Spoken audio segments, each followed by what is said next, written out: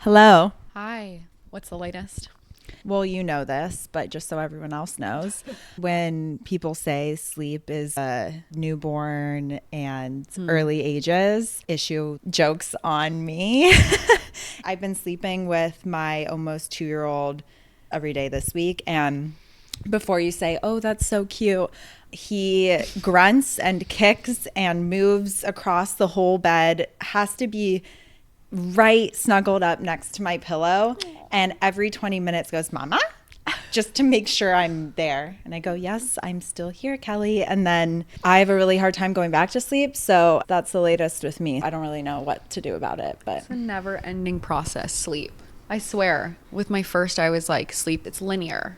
And it is so not. It's like not. They sleep really well, and then teething, sicknesses, sleep regressions, so many hurdles. But everything's a phase. Everything's a phase. I also heard an encouraging thing recently, sleep regressions or sleep progressions. Right. Because they're learning so much and it's a positive thing, It's and their they're growing, brains. it's their brain developing. And I'm like, okay, fine, I'll sleep with them. Yeah. But I get it, because when I've done it, I've gotten to a point where I'm like, okay, I'm done with this. Yeah. And last night my husband was like, I'll take one for the team, I'll sleep with him. The whole time he was just like, Mama! I actually told Natasha that she looked tired the other day, and then I really had to backtrack. I was like, I cannot believe She was that like, I just asked you or look told her that. tired. Are you tired? I was like, how effing dare you? It was bad, but I caught myself. I was like, no, you look amazing, but you sound tired. To be fair, I do look tired. And Taylor's one of my best friends, so it's okay. But people out in the world should just keep their comments to themselves. Yeah, they really should. Because what am I supposed to say to you? Like, Yeah. do you want to hear my whole life story? Because I'll tell you, but I'm sure you don't want to hear the truth. Yeah. Speaking of the truth, today we're going to talk about birth. Birth is so interesting because the way that people who haven't given birth before think of it isn't necessarily how it has to be or how it always is. And so we really want to stick to what is birth, what are the stages and phases of labor, what are contractions. We're getting into the biology and Yeah. physiology of it versus what it looks like in the movies. Exactly. I mean, it's something we're never taught, right? It's interesting how we have sex education, but then what comes from sex, right? A baby. We'll talk about interventions and all that kind of stuff at another time, because there's just so much to talk about. I'm a certified birth educator, and what I will say is 6 to 8 weeks is what it takes to talk about everything that comes with birth. So this is a crash course. I think it's really cool for people who even have had a birth before to still understand this. For example, what are the different types of birth education, right? You can get a class at a hospital. Yeah. You've got hypnobirthing. You have what I was trained in, which is Lamaze, which goes off of what the World Health Organization says. I don't know if you've taken a birth one. I took one. At a hospital? Yes. Oh, how was it? But it was COVID, so it was not at the hospital.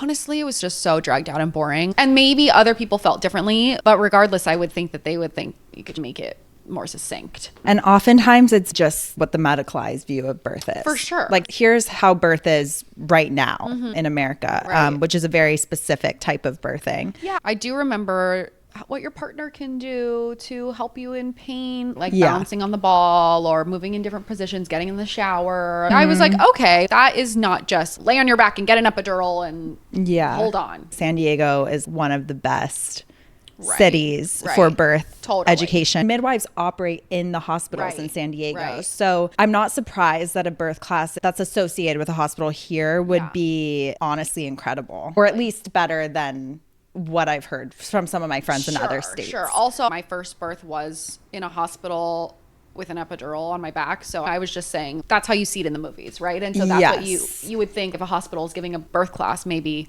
they would just tell you lay down and Right. push the baby out. Yeah. Anyways, I also wanted to ask you, because I never had a doula and you're a doula. I don't really know what a doula is, and I want to know what the certification looks like. How much time and how much education goes into becoming a doula?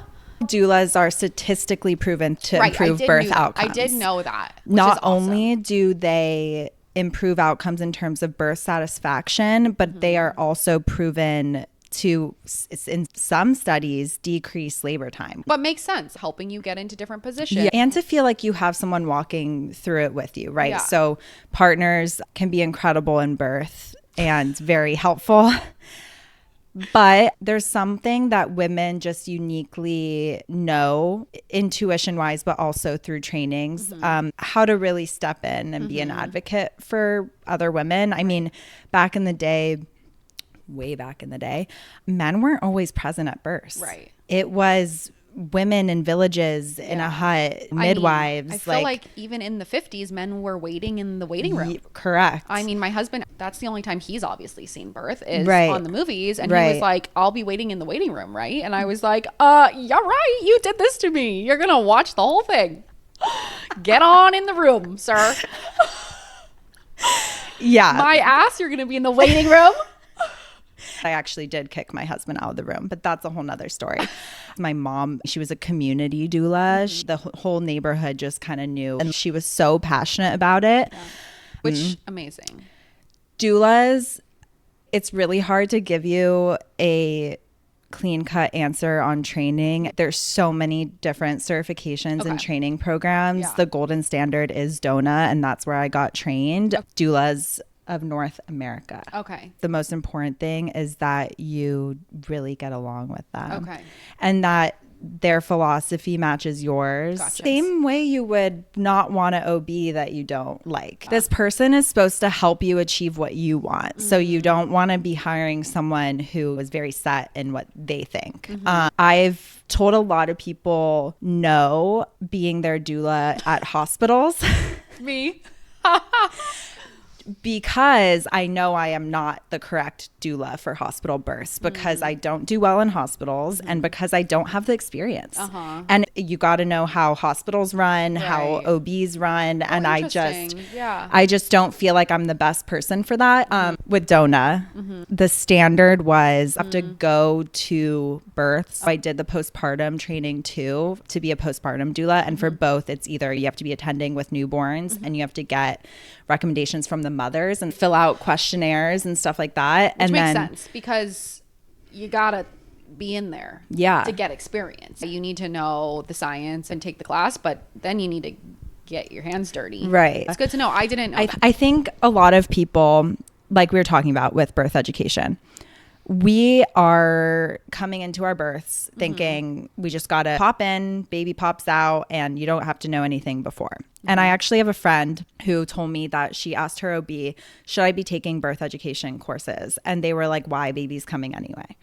And that's kind of how it was with my first birth. Right. What really bothers me about that mindset is that just when you know the maternal crisis that we're in right now in our country, the statistics aren't great for developed nations in terms of maternal deaths, getting worse. Which is crazy. You've got to just kind of question, you know, I'm not saying distrust the medical system, but there's value in understanding what's going on, the different things that can happen, how some things can lead to other things, and just knowing how your body works. I mean, I don't think there's any harm in understanding your body and understanding tools that might make it easier for you. That's why we want to have this episode. Exactly. Because the more informed you are, the better decisions you can make.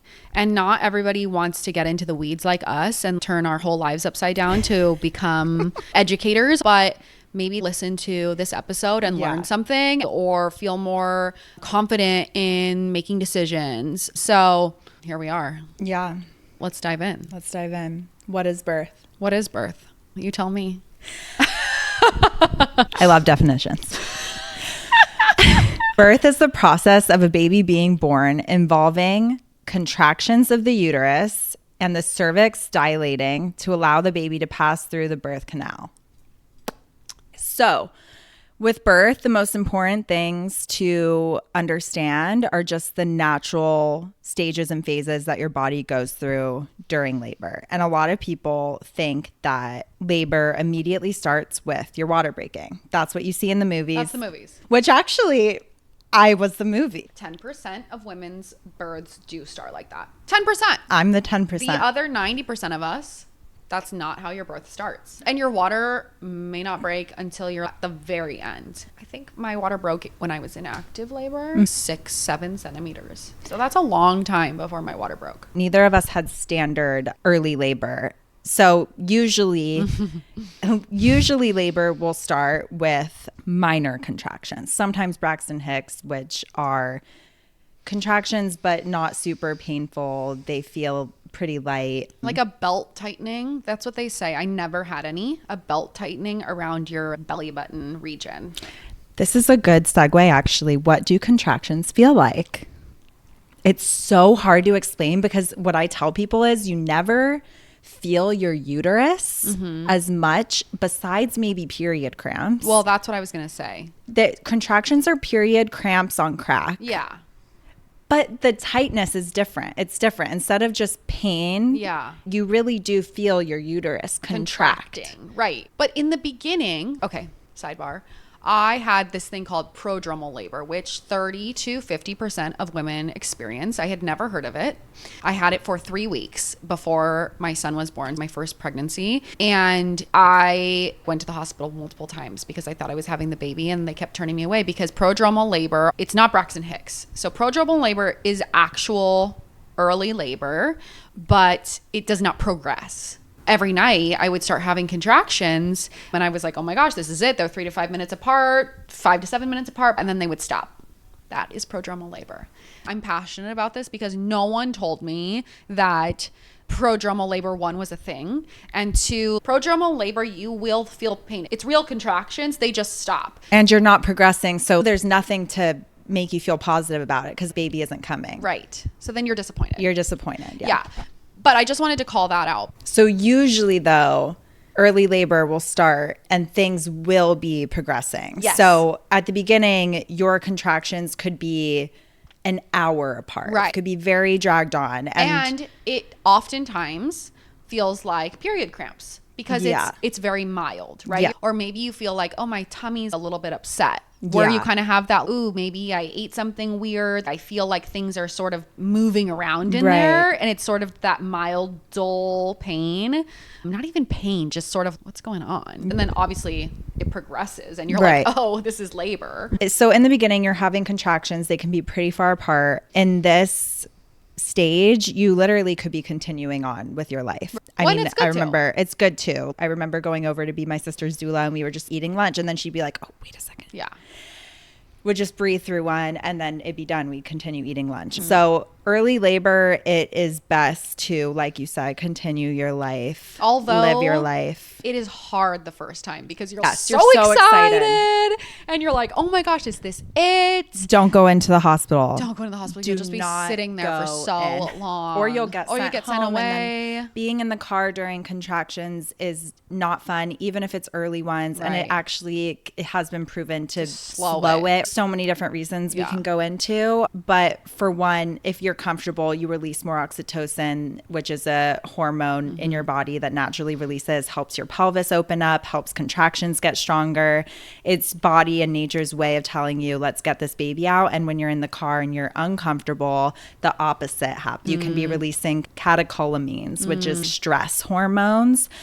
So stay away from the hospital until you are in active labor. And how you know you're transitioning, you'll know. But how you know when to go in is what I was going to say. Well, first of all, I'm a bad person to even talk about, or good because I've done the training, and bad because I did not have early labor. So that's a whole nother conversation. That is so crazy. I am an abnormal human being. Anyway, usually what's happening in early labor is your cervix is dilating from all the way from 0 centimeters, completely closed up. Yeah. All the way to, most people would agree now, it's 6 centimeters where active labor starts.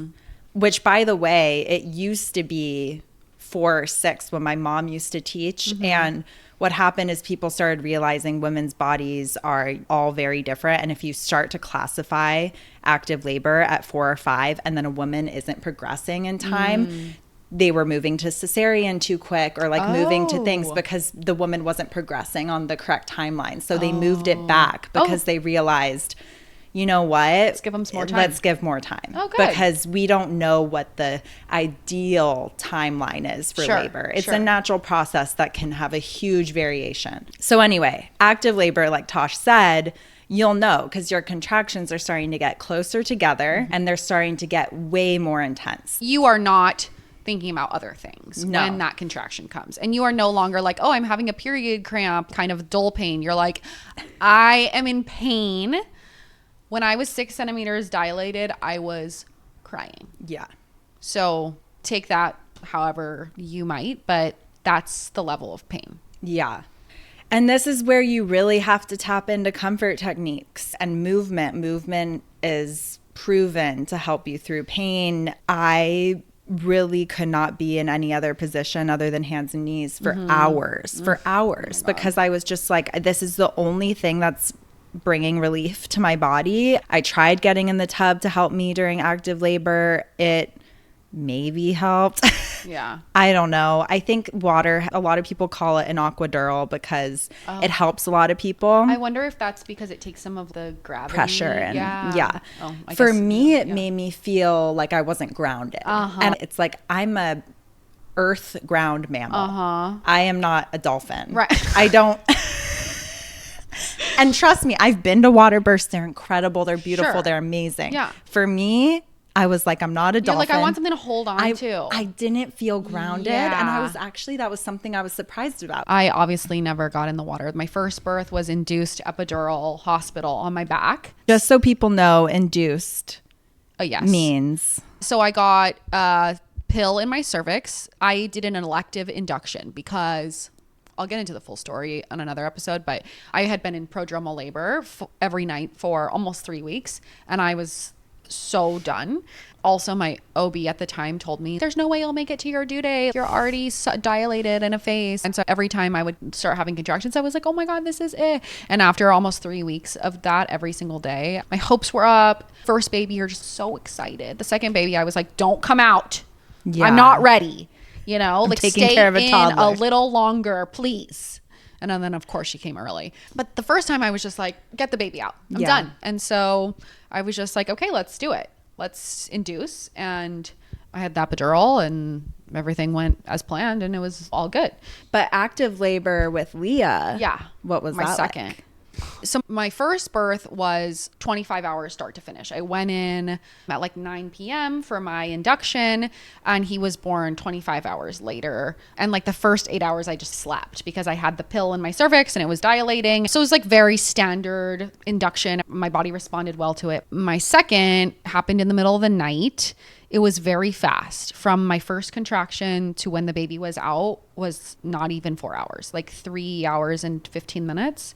Second births are usually faster. Of course. Usually. Usually. I didn't make it in time to get the epidural. That was not the plan. Active labor was 20 minutes. And I was at the hospital for like 26 minutes before she was out. But active labor can be long, and not super long, but like hours, especially for first births.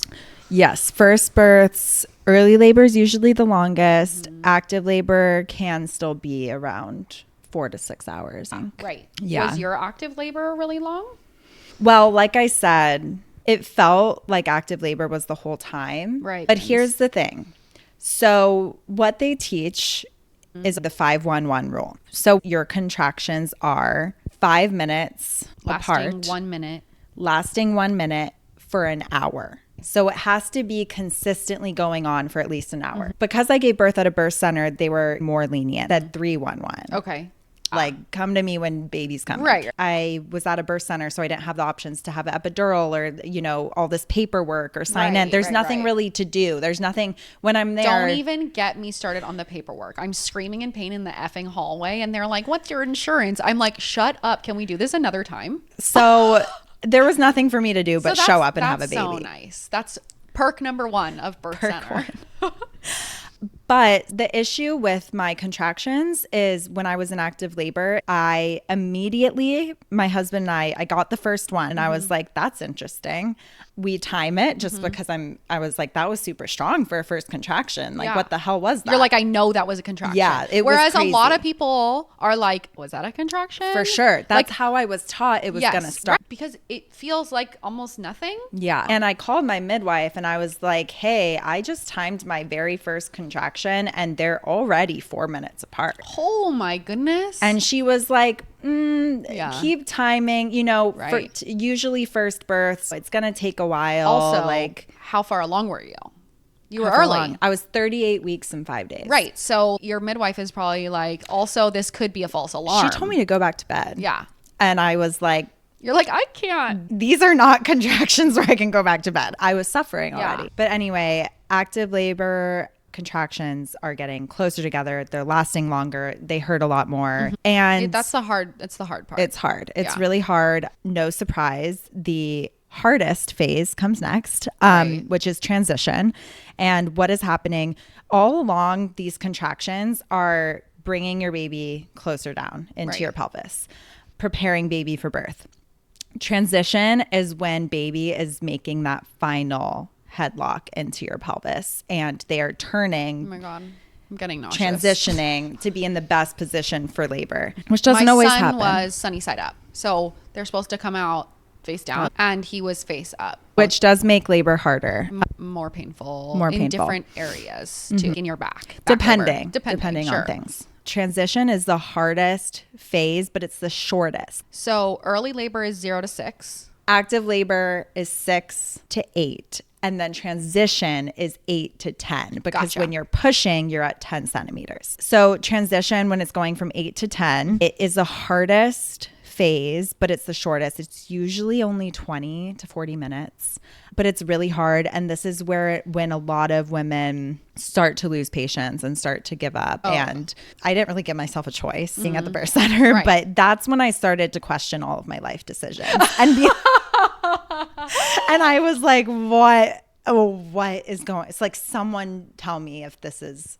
okay. Am I Right. still okay? Right. Birth is so much more mental, in my opinion, than physical. I always tell people you can be in pain, but you don't necessarily have to be suffering. You're not mentally used to feeling that amount of pain. So what I found myself questioning during it was, is this normal? Because I've never felt this amount of pain before. And I just wanted my midwives to keep telling me, baby's fine, you're fine, this is normal, the pain is normal. Because as long as I knew the pain was normal, I knew I could get through it. Sure.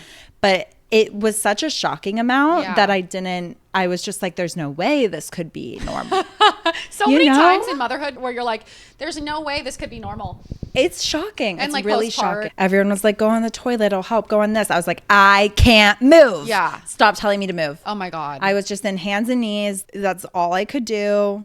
But you know what? It was the moment I crawled up onto the bed and put my leg in front into a lunge, and then it was pushing phase. really? It moved it Yeah. along so quick Yeah. because that very that end, movement, that transition, the point where you feel like you want to give up, that's when you can. that's when baby's gonna come. right. So it's the hardest, but it's course. also, you made it this far, baby is almost here. And it's the biggest sign that things are moving I and remember progressing. them yelling and at me like, the baby's coming, and I was just like, shut up.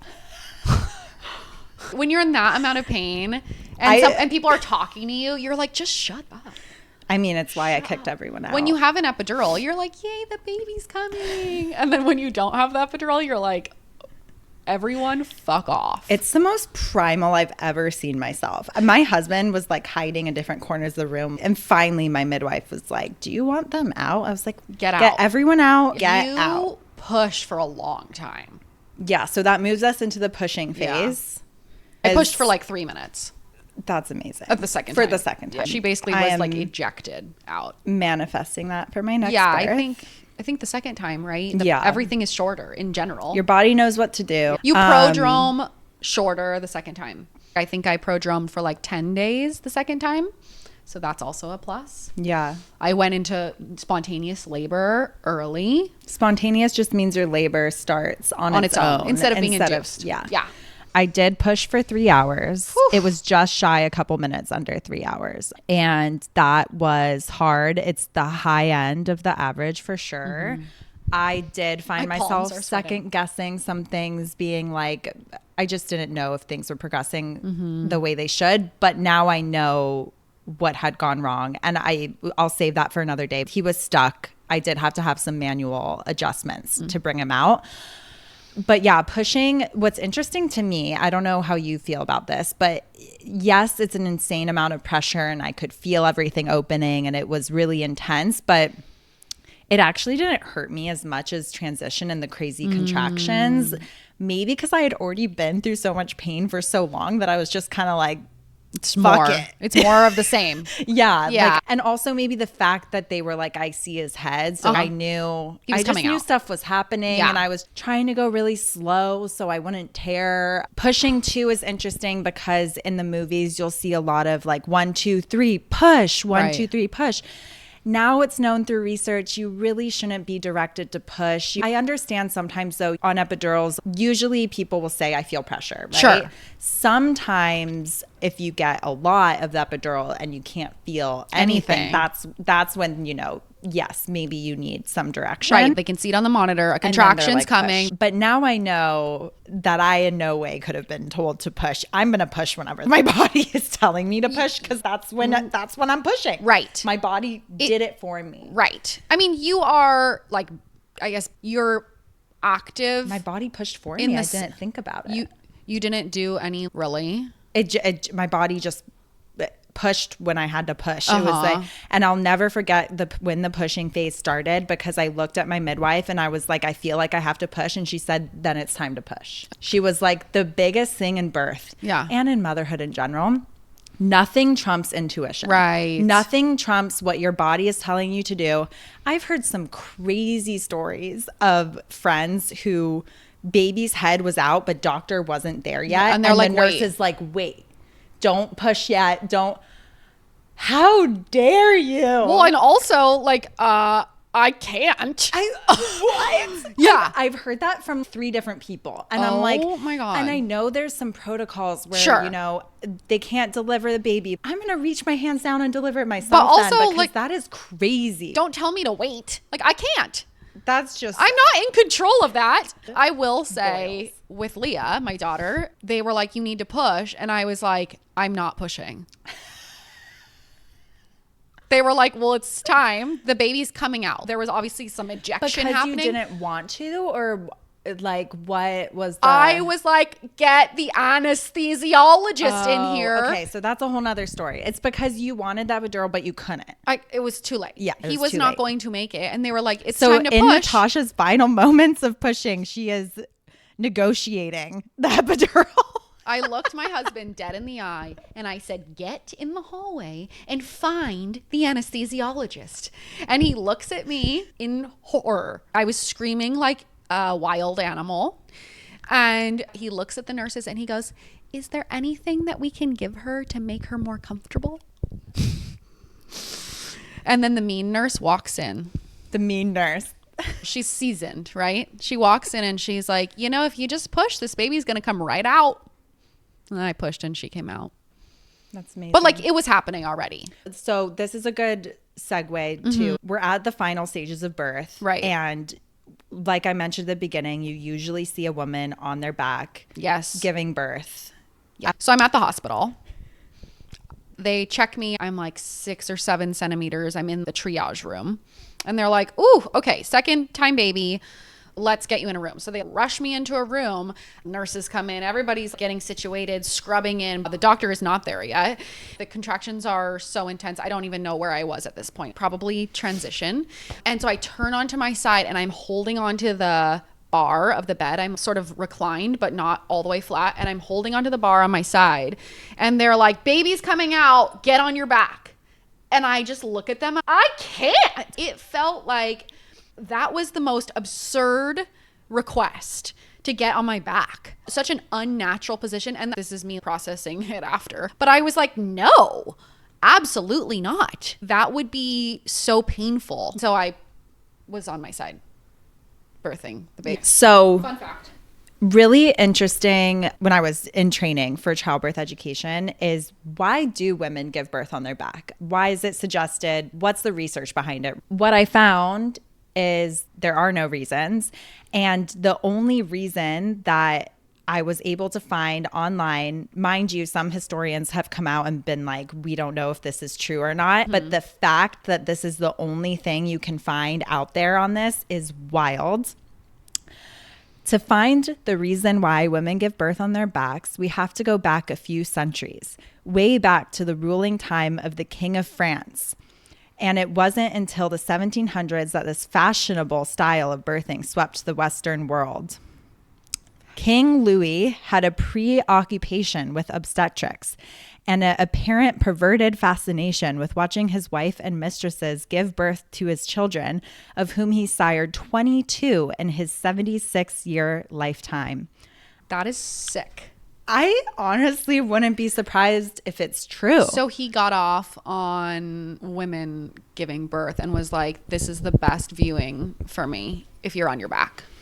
And, you know, I'm sure there are some cases where it makes things a little easier. But what I will say is, having given birth without an epidural, there is no way that someone giving birth without an epidural would ever go on their back. Choose that position. Ever. Yeah. And so it makes me think of all the people, because, you know, over 70% of women get epidurals. Yeah. When they're on their backs, why aren't doctors suggesting women to be on their side, right, or with a peanut ball? Yeah, the side is good. There's so many ways to give birth with an epidural that aren't on your back. I mean, I was on hands and knees for a long time. And like, just because you have an epidural doesn't mean that you can't get into different positions. Exactly. And yeah, you can't feel it. So you might be like, oh, I'm totally fine being on my back. But just knowing that that is a completely unnatural position to give birth in, knowing that and knowing that you can get into different positions if you so choose, I think is super empowering. Yeah. Maybe your birth will go better. Maybe you won't tear as much. Maybe, I don't know. There's just so many things that could potentially improve. Would you poop on your back? When I was having Kane, they told me, because I was like, what's pushing? Like, how do you do it? I had no idea. They were like, you're pooping underwater. That's what the doctor told me to try to do. And I was like, so would you poop underwater on your back? Laying down. Yeah, just like so unnatural. It's so unnatural. And also, once you start to kind of understand the anatomy of the body and how the pelvis is not a set bone, and that it does move and that it can open and all these things, the more you know, the more you're like, oof, the way things are done, it's hurting women. Right, for sure. It's crazy. Like you said, the pelvis moves. And so if you're on your back, it feels like you would be restricting some of that movement. I mean, of course, it was some man that was like, I want to watch, get in my good view. And again, even if it wasn't true, it's just hilarious that that's the only thing being talked about in terms of there's no accurate data on how this came to be. Why are we doing that? And it's just standard procedure. Way back when you see drawings of birth or whatever, everyone's standing up, squatting. Yeah. They have a bunch of women around them. They're in a safe, warm, dark place. And then we're in these bright places and whistles. With, it's just interesting. Somehow we've lost our intuition and the way, especially on the pushing thing. Things so are interesting. Done. It's really interesting. And so we've gone through early, active, transition, pushing. Obviously baby comes, that's birth. And then people forget that there's one more phase of birth, one more stage, which is birthing the placenta. It's not something I really gave any thought to before. Even being a childbirth educator, I knew it was coming, but I just, you're taught the placenta has no bones, you have your baby on you, so of course you're thinking of your baby, so it's a little less intense. But after pushing for so long and you're so tender down there. But my midwives were like, we have options. So do you want to be on this stool? Do you want to, because gravity can really help so that you don't have to push as much. So I have a photo of me and I'm sitting on a stool with a hole in the middle and there's a bucket underneath, and she was just like, it's ready to come out, gently push, and it just immediately came out. Wow. It was 40 minutes later or something, and I kept Kelly attached to it that whole time. Wow. Until I birthed it. Really cool. And the placenta, just so you know, It's what is fueling your baby Right. throughout pregnancy. It's the body's only disposable organ, which is really cool. I mean, it's one of the coolest body parts in Yes. anatomy because Yes. we literally grow it. Right. It feeds our human child and then we dispose of it, which is insane. We have crazy bodies. If you've ever seen a photo of a placenta, I have one of mine. No, I'm Yeah, kidding. I have one of mine too. They're crazy And you they're can tell humongous. But yeah, it usually comes out within 45 minutes. Sometimes you'll have to go to active management of placenta, which means that someone, I don't know if this happened with you, but sometimes they have to help you massage it out, help you get contractions. You literally are still having contractions when you are getting the placenta out, and you're still having contractions after birth to help close up your uterus. I just want people to know that. Yeah, the contractions continue and they continue for a while. And it's a good thing. It's your uterus closing. It prevents it's bleeding. normal. It's normal. Yes. But you're not in the clear. Less. It's not. Way less. Like you hit the peak, right? Did you feel the ring of fire? During pushing. Okay. Yeah. I don't know. Like I said, mine was so fast. And with Kane, I had that epidural. So it's like a burning sensation. Right. You feel like your crotch is on fire. Yeah. People say like, oh, did you feel the ring of fire? And mine was just so intense. I'm like, I felt a lot. Whatever the fuck I felt. I know. There is no term or word for it. Right. I felt like my body ripped open and then came back together. Yeah. That's what happened. I would call it sort of chainsaw-like from the inside out. The placenta for me both times was not a big deal. And I do know people are like, oh my gosh, like I can't believe I had to birth the placenta after. And both times mine came out really fast. With Kane and that epidural, I didn't even notice. And then the second time unmedicated, I don't think I even actively pushed it out. It just came out. Kind of like ejected out of me. I will say though, my experience from the unmedicated birth was that you have this rush of relief. And so I was in so much pain. I had this huge rush of relief. I feel no more pain at that point. And then I don't know, the placenta was happening and it was just like relative pain. I was like, I'm good, you know. Also, the baby was out and I couldn't even believe that the baby was out because my labor was so fast. It was the middle of the night. It was 2 a.m. I was like, what is happening? My husband, he didn't actually faint, but he was like, I might faint. But the doctor, after the placenta came out, was like, one more thing. And I was like, what are you talking about? And she was like, I got to get something. What do you mean? You have to get something. She is like, hold on, you're going to feel pressure. She sticks her arm up me, pulls out a glob of something like baseball grapefruit size and goes, sorry, I just had to get that out. Imagine, like you said, you're so tender.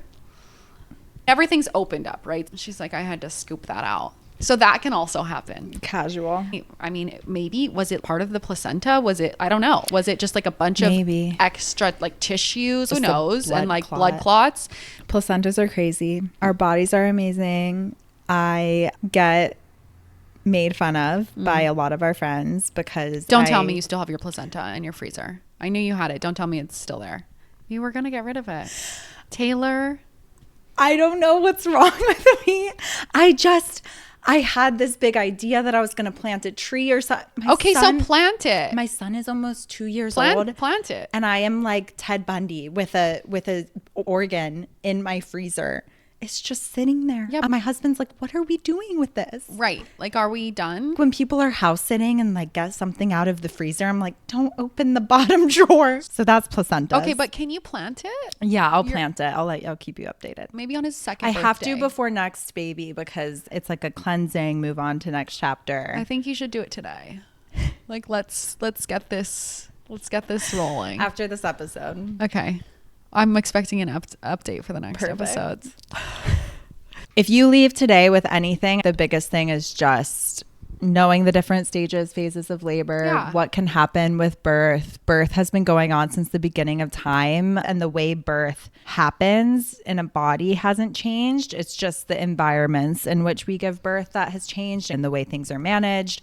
But I feel like going into it knowing the basics before you dive into, you know, all of the other things that can happen medically is important because it helps relieve fear and install confidence, and just knowledge is knowing, power. knowledge is power. What you don't know, you don't know. And you don't have to be this crunchy type of person to be educated on birth. Like, no, it's a natural biological, physiological process. Yeah. And you should feel empowered. You don't have to micromanage your birth. You don't have to make any different decisions just because you know more, but just knowing more, it just can't hurt. Yeah, so, especially with what's going on in our country. Yeah.